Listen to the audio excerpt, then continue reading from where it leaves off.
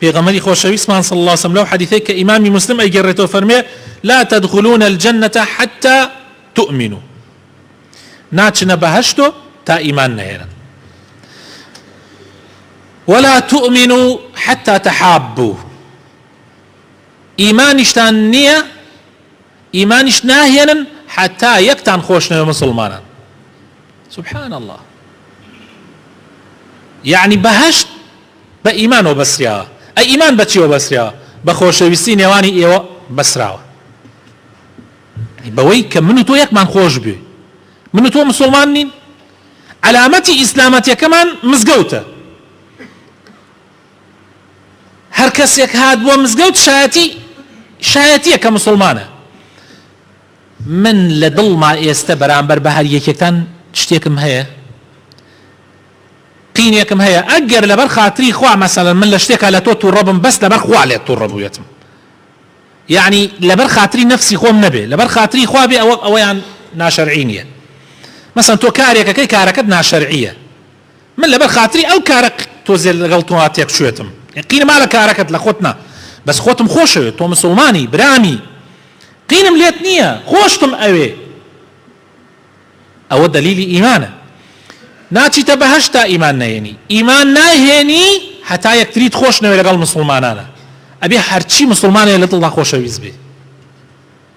ئەگەر قیدی شۆک و باسم کرد لە یەکێک هەبێ لە کردەوەکەی هەبێ، مەسەن کابرا کردەوەیەکی ناشرینەکە تۆ قینت لە کردەوەکەیە، لە خۆی خۆشتەوێ، بۆی شەقینت تا لە کردەوەکەی حەزەکەی ئەو کردەوەی نەبێ بۆ ئەوەی تەواوەتی خۆشت بوێ. ئایا شتێکتان پێ نەڵێم ئەگەر بیکەن خۆشەویستی بڵاوە بێتەوە، لەوانەیە یەکێک لە ئێوە لەگەڵ یەکێکی ترا بەینی تەواو نەبێ، لەبەرەوەی کێشەیەک هەبێ لە بەینیانە، مشکلەیەک هەبێ لە بەینیانە. براینا پێغەمبەری خوا صلی الله عليه وسلم کێشەکانمان بە یەک بوشە حەلەکە، ئەفەرمێ ئەفشوا السەلامە بەینەکم، سەلام.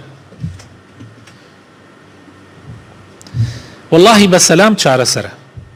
سەلام هەرچی بغز و غل و قین لە دڵی مرۆڤەکانە ئەیتاوێنێتەوە خۆشەویستەکان، لە جێیە خۆشەویستی ئەچێنێ، بۆیە بەهەشت بەسرایەتە خۆشەویستیەوە.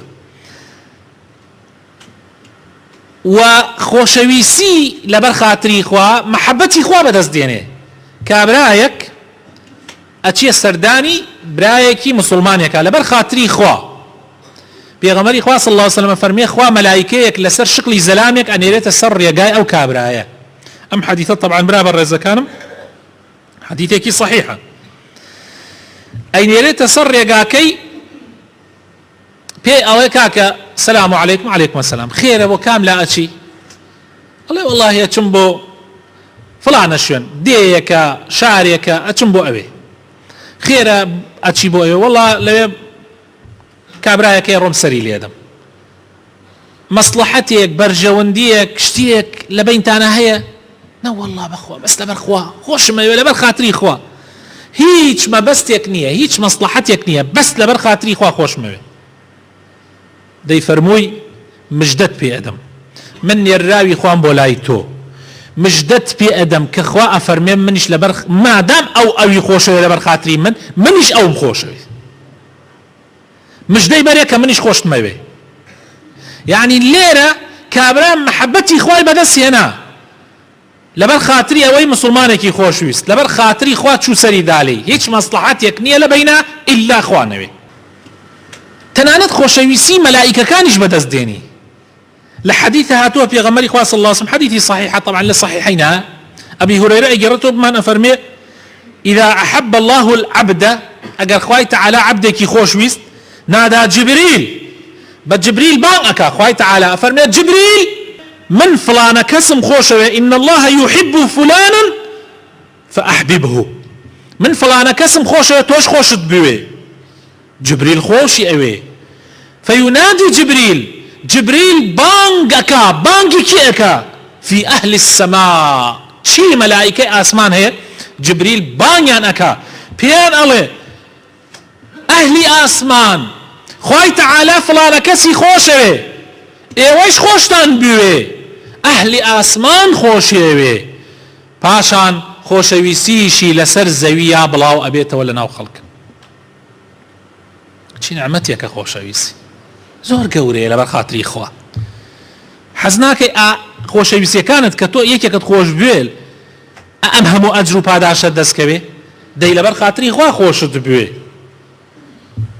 لە ڕۆژی قیامەتیشا لە ساحەی مەحشەرا کە خۆر 1 میل دوورە سێبەر نییە لە سێبەری خوا زیاتر ئەو کەسانەی کە لەبەر خاتری خوا خۆشیان ئەوێ یەکتریان خۆشەوێت خوای تەعالی بانگیانەکە ئەفەرمێ ئەین المتحابون بجلالی کوان ئەوانەی وا لەبەر خاتری من یەکیان خۆشویست ئەین المتحابون هەڵسن ئەوانەی کە لەبەر خاتری خوا یەکتریان خۆشویست و هەڵسن هەڵەسن طبعا ئەو ڕۆژەت دڵت ئاماژە ئەکاتر درۆیتیان نامێنێ هەڵسن اليوم أظلهم في ظلي يوم لا ظل إلا ظلي أمرؤيان خمس جرس يبري خوم لم وضعنا راحة خلق هموي عرقي خويا غرق بوا من أيان هنا ما خمس جرس يبري خوم كس يبرني لا سيبري من زيادة خوي تعالى فرم